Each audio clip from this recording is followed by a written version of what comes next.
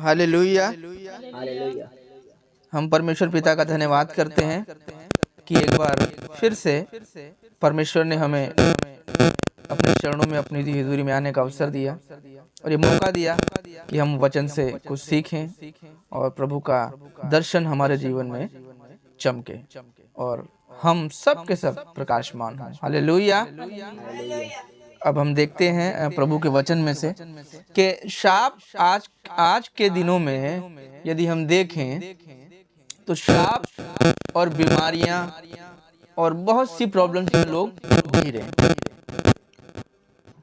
हम में से कोई ना कोई हमेशा डॉक्टर के पास जरूर गया होगा।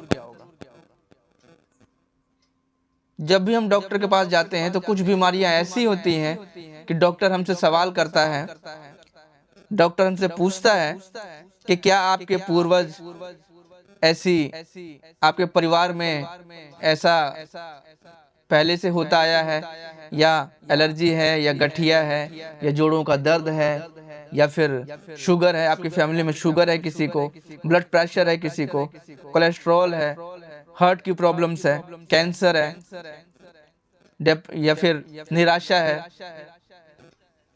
मानसिक रोग से कोई पीड़ित है।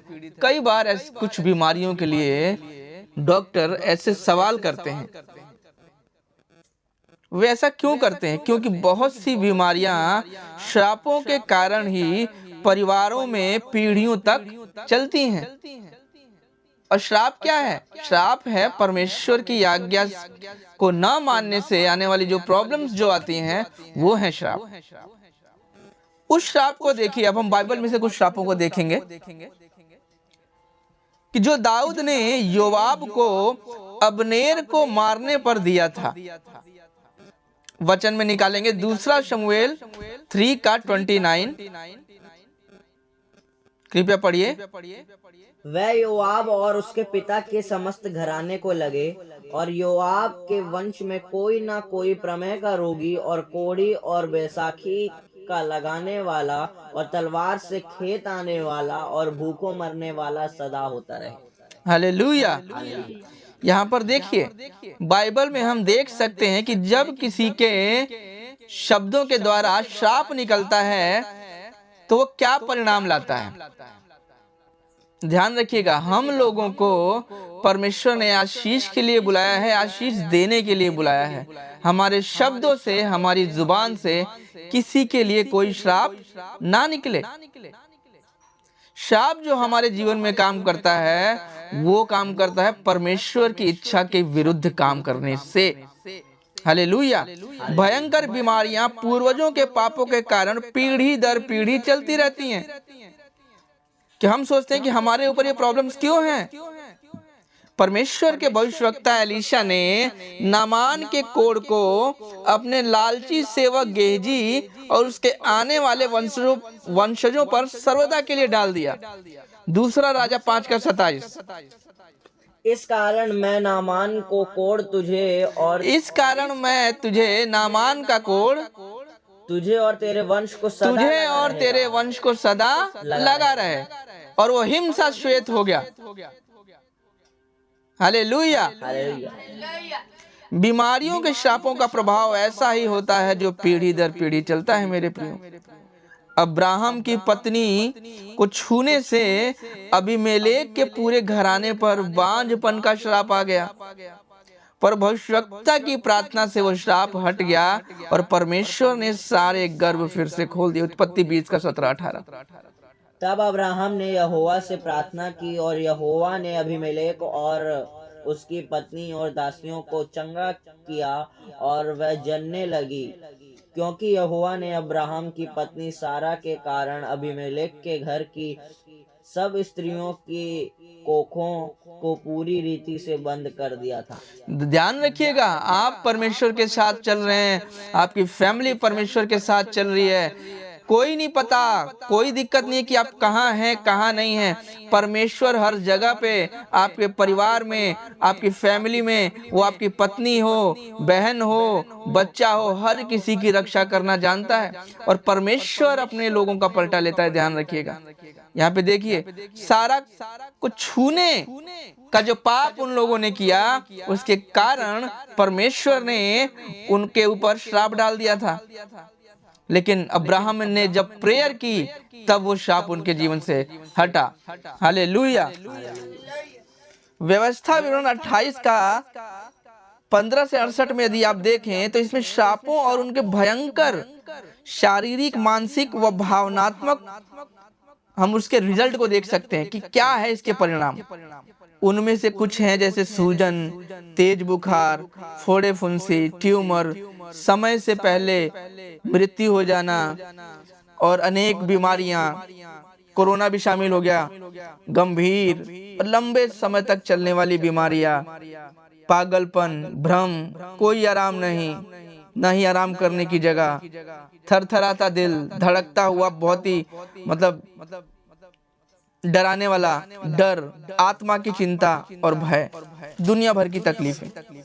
ये परमेश्वर की आशीष से कितना अलग है।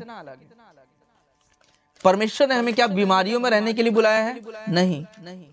परमेश्वर के लोगों को जंगल से होकर गुजरना पड़ता था। वो परमेश्वर की आज्ञाकारिता में बहुत ही अस्वस्थ वातावरण में जाते थे। परमेश्वर उन्हें सोने और चांदी से शोभायमान करता था और उनके बीच कोई भी कमजोर नहीं था। भजन संहिता 105 का 37। तब वह इस्राएल को सोना चांदी दिलाकर निकाल लाया और उनमें से कोई निर्बल न था। और उनमें से कोई निर्बल ना था। कहाँ क्या है, कहाँ क्या नहीं है, हमारी आंखें कुछ दूर तक कुछ फिजिकली चीजों को ही देख पाती हैं, लेकिन परमेश्वर उन चीजों को देखता है जो हम नहीं देख पाते। हालेलुया। यदि आपका भरोसा परमेश्वर पे है, आपके पास क्या है क्या नहीं है, पर ये विश्वास रखिए कि परमेश्वर आपके साथ है, और जब परमेश्वर आपके साथ है तो आपके जीवन में कोई कमी नहीं होने वाली कभी भी। हालेलुया। अच्छा स्वास्थ्य, अच्छी हेल्थ और लंबी एज कुछ ऐसी आशीषें हैं जो आपका पीछा करेंगी। ध्यान रखिएगा, आशीषें आपका पीछा करेंगी। आपको आशीषों के पीछे नहीं भागना, आशीषें आपके पीछे भागेंगी। यदि आप परमेश्वर के ज्ञान में चलेंगे, परमेश्वर की आज्ञा में चलेंगे और परमेश्वर के धर्म और राज्य की खोज करेंगे। हालेलुया। हालेलुया। भजन संहिता 91 का 14 to 16 पढ़ लीजिएगा, मैं अभी नहीं पढ़ रहा हूँ। और नीति वचन 3 का 1 से 2 और मत्ती 6 का 33।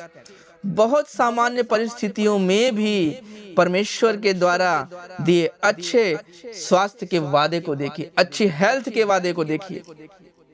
यदि आपका व्यवहार सही है तो अन्न और जल भी आपके लिए दवा का काम कर सकते हैं। ध्यान रखिएगा मैं क्या बोल रहा हूँ मेरे शब्दों पे, कि यदि आपका व्यवहार सही है, यदि आप परमेश्वर की आज्ञा में चल रहे हैं, तो अन्न जो आप खाना खाते हैं, जल जो आप पानी पीते हैं, आपके लिए दवा का काम कर सकते हैं। अपने मन में मूर्ति मत बिठाइए कि मैं डॉक्टर के पास जाऊंगा तभी ठीक होके आऊंगा। डॉक्टर के पास जाना फॉर्मेलिटी है, उन्हें भी परमेश्वर ने ही नियुक्त किया है, लेकिन सबसे पहले आप परमेश्वर पे भरोसा कीजिए मेरे प्रियो। सबसे पहले कि जो आप पानी पिएंगे, जो आप प्रार्थना करके खाना खाएंगे, वो भी आपके लिए दवा का काम करेंगे। हालेलुया। क्या आपने कभी ये ध्यान दिया है कि परमेश्वर स्वास्थ्य को मूर्ति पूजा की अनुपस्थिति और मूर्ति पूजा के विरुद्ध एक हिंसक व्यवहार से जोड़ता है? ध्यान रखिएगा, यदि आप गंभीरता से हर प्रकार की मूर्तियों को अपने जीवन से निकाल देंगे तो आपका स्वास्थ्य भी आपके लिए एक मूर्ति बन सकता है। ध्यान रखिएगा, आप परमेश्वर की सेवा करेंगे तो आप अच्छे स्वास्थ्य, अच्छी हेल्थ, परिपूर्णता और लंबी आयु को अनुभव करेंगे, लंबा जीवन जिएंगे मेरे प्रियो, बिना बीमारी का। हालेलुया। अच्छे स्वास्थ्य के साथ, अच्छी हेल्थ के साथ परमेश्वर के आनंद को अनुभव करेंगे। निर्गमन 23 का 34 से 26 के अनुसार आपकी कोख का शिशु भी सुरक्षित रहेगा। ध्यान रखिएगा, कहीं कोई भी दिक्कत आपको नहीं आने वाली है, क्योंकि परमेश्वर, जब परमेश्वर ने आपको अपने हाथों में लिया है तो उसका सारा ध्यान है कि आपके शरीर में कहाँ क्या प्रॉब्लम्स होने वाली है, उसको ठीक करने की क्षमता परमेश्वर रखता है। हालेलुया। यदि हम 24वां वचन देखें, निर्गमन 23 का 24, उनके देवताओं को दंडवत न करना और ना उनकी उपासना करना और ना उनके से काम करना, वरन उन मूर्तों का पूरी रीति से सत्यानाश कर डालना और उन लोगों की लाटों को टुकड़े टुकड़े कर देना। तू अपने परमेश्वर यहोवा की उपासना कर, तब वो तेरे अन्न जल पर आशीष देगा। ध्यान दीजिएगा, अन्न जल पर आशीष देगा और तेरे बीच में से रोग दूर करेगा। जो आप खाएंगे, जो आपके घर में जो चीजें अवेलेबल हैं, वही आपके लिए दवा का काम करेंगी, आशीष का काम करेंगी। 26वां वचन, तेरे देश में न तो किसी का गर्भ गिरेगा और ना कोई बांझ होगी और तेरी आयु मैं पूरी करूंगा। हालेलुया। परमेश्वर के लिए मेरे प्रियो कुछ भी असंभव नहीं है। ध्यान दीजिएगा, परमेश्वर के लिए कुछ भी असंभव नहीं है।